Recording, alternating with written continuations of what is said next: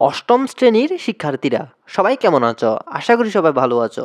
তো আজকের এই ভিডিওতে নিয়ে এলাম অষ্টম শ্রেণীর ২০২৫ সালের সাহিত্য গণিকা বইটি অর্থাৎ বাংলা প্রথম বইটির পড়ে পাওয়া প্রবন্ধটির অনুশীলনীতে যে প্রশ্নগুলো রয়েছে অর্থাৎ বহু নির্বাচনী এবং সৃজনশীল যে প্রশ্নগুলো রয়েছে সে প্রশ্নগুলোর উত্তর নিয়ে।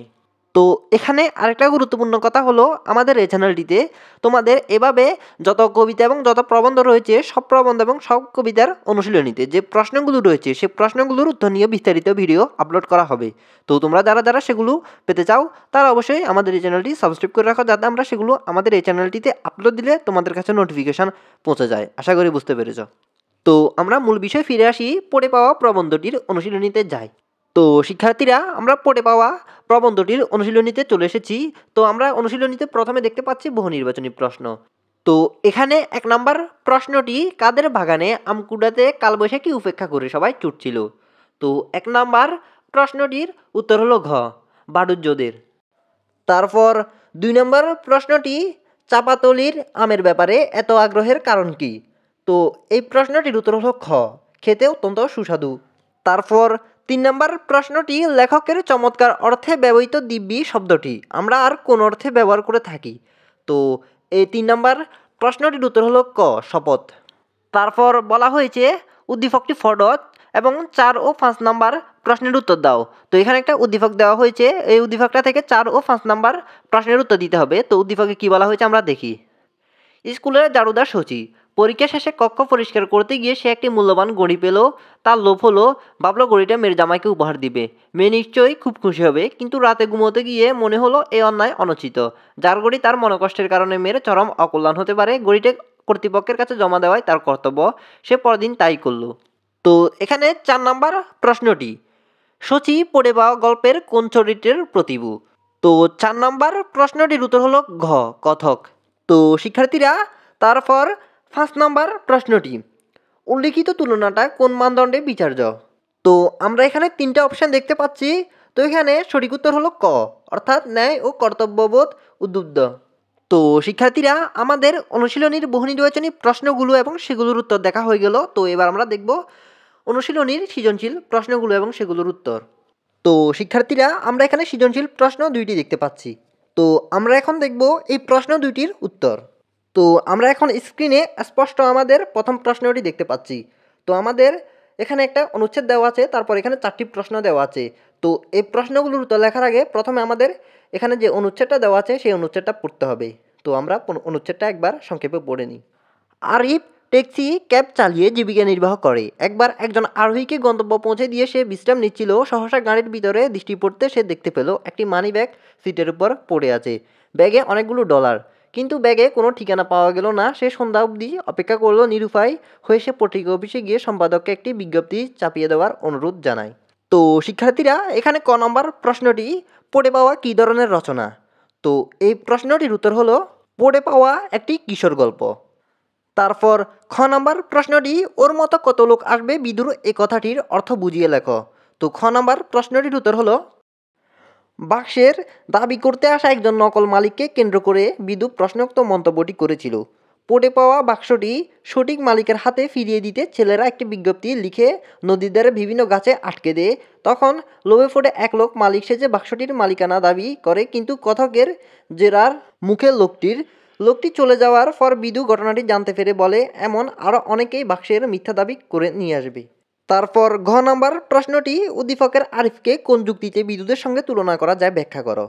তো ঘ নম্বর প্রশ্নটির উত্তর হলো উদ্দীপকে আরিফকে নৈতিকতার দৃষ্টিকোণ থেকে পড়ে পাওয়া গল্পের বিদুদের সঙ্গে তুলনা করা যায়। পড়ে পাওয়া গল্পে কুড়িয়ে পাওয়া অর্থ সম্পদ নিয়ে কিশোররা লোভের পরিচয় দেয়নি, তারা বয়সের চেয়েও বেশি দায়িত্বশীলতার পরিচয় দিয়েছে। কিশোররা পড়ে পাওয়া বাক্সটি সঠিক মালিককে ফেরত দিতে কাগজে লিখে বিজ্ঞপ্তি প্রকাশ করেছে। বুদ্ধিমত্তার সাহায্যে প্রাপককে সে তা ফেরত দিতে পেরেছে।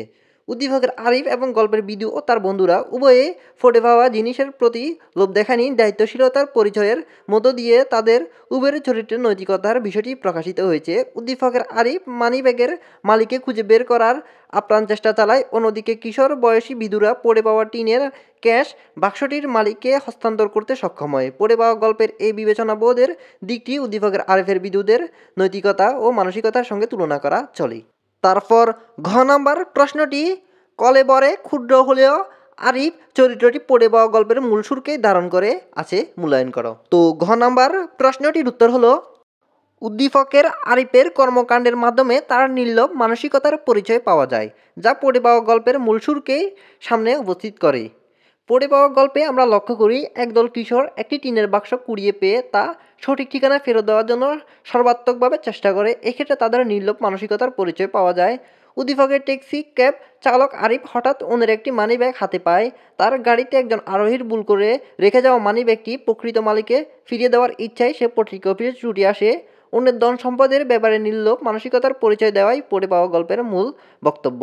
কিশোর ছেলেদের কর্মকাণ্ডের মাধ্যমে গল্পে এই বক্তব্যটি স্পষ্ট করা হয়েছে। অন্যদিকে উদ্দীপকের কলেবর স্বাভাবিকভাবেই গল্পের তুলনায় ক্ষুদ্র, তবে এরও মূল সুর গল্পের অনুরূপ, আর তা হলো অন্যের সম্পদ আত্মসাৎ না করে তা যথার্থ মালিকের কাছে পৌঁছানোটাই ন্যায়সঙ্গত। তো অষ্টম শ্রেণীর শিক্ষার্থীরা, আমাদের এর মধ্যে প্রথম সৃজনশীলটা দেখা হলো, অর্থাৎ প্রথম সৃজনশীলটার সব প্রশ্নগুলোর উত্তর দেখা হলো। তো এবার আমরা দেখব দ্বিতীয় সৃজনশীলটা এবং সেই সৃজনশীলটার প্রশ্নগুলো এবং সেগুলোর উত্তর। তো শিক্ষার্থীরা, আমরা দ্বিতীয় সৃজনশীলটা দেখতে পাচ্ছি। তো এখানে আমরা 4টি প্রশ্ন দেখতে পাচ্ছি।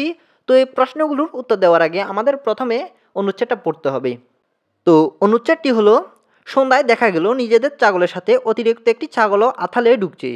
এশার নামাজ পার হয়ে গেল, কিন্তু কেউ খুঁজনেটি এলো না। দাদু বললেন, না না, চুপ করে থাকা ঠিক হবে না। এক কাজ কর, শফিক বেরিয়ে ফট, প্রতিবেশী নাবিল আর তালিমকে সাথে নিয়ে দুজন দুদিকে যেও।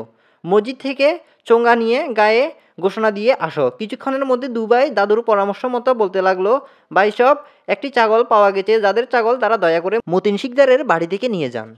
তো শিক্ষার্থীরা, এখানে ক নাম্বার প্রশ্নটি, লেখক বিভূতিভূষণ বন্দ্যোপাধ্যায় কোন ধরনের লেখক হিসেবে সমধিক পরিচিত? তো ক নাম্বার প্রশ্নটির উত্তর হলো বিভূতিভূষণ বন্দ্যোপাধ্যায় নিসর্গের রূপকার হিসেবে সমধিক পরিচিত। তারপর খ নাম্বার প্রশ্নটি, দুইজনই হঠাৎ ধার্মিক হয়ে উঠলাম, কথাটি দ্বারা কি বোঝানো হয়েছে?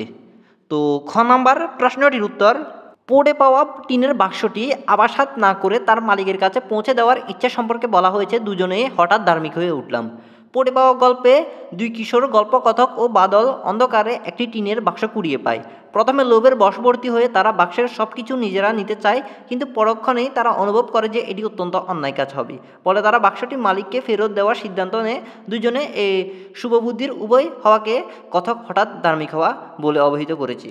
তারপর ঘ নাম্বার প্রশ্নটি, শফিকের চোঙ্গা ফোকার ঘটনাটি পড়ে পাওয়া গল্পের কোন ঘটনার সাথে সংগতিপূর্ণ ব্যাখ্যা করো?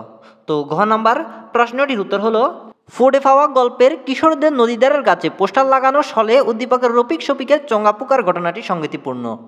পড়ে পাওয়া গল্পে কুড়িয়ে পাওয়া টিনের ক্যাশ বক্সের সংবাদ একটা কাগজে লিখে কিশোররা নদীর ধারের গাছে টানিয়ে দেয়। উভয় ক্ষেত্রে অন্যের সম্পদ পাওয়ার সংবাদটি সবাইকে জানানো এবং এর যথার্থ মালিককে খুঁজে বের করার ছিল মূল লক্ষ্য।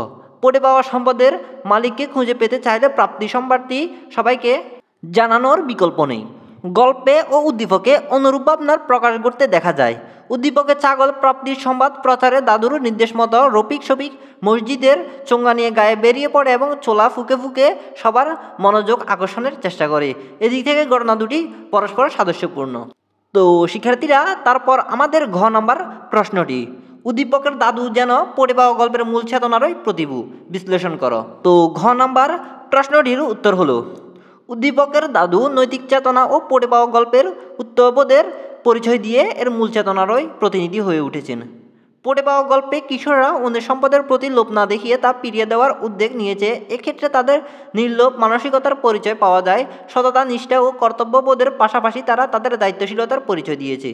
পড়ে পাওয়া গল্পের কিশোরদের চেতনা ও কাজকর্মের সল উদ্দীপকের দাদুর চরিত্রটি বেশ মিলে যায়। তিনি আথালে ঢোকা অতিরিক্ত ছাগলটি মালিককে ফিরিয়ে দিতে মনস্থির করেন এবং সে লক্ষ্যেই শফিককে প্রাপ্ত সম্পদটি প্রচারের জন্য বেরিয়ে পড়ার আদেশ দেন। আমাদের উচিত উন্নত মানবিক বোধ ও সততার আদর্শকে অনুসরণ করে চলা। পড়ে পাওয়া গল্পের এই শিক্ষাই প্রতিফলিত হতে দেখা যায় উদ্দীপকের দাদুর চরিত্রে।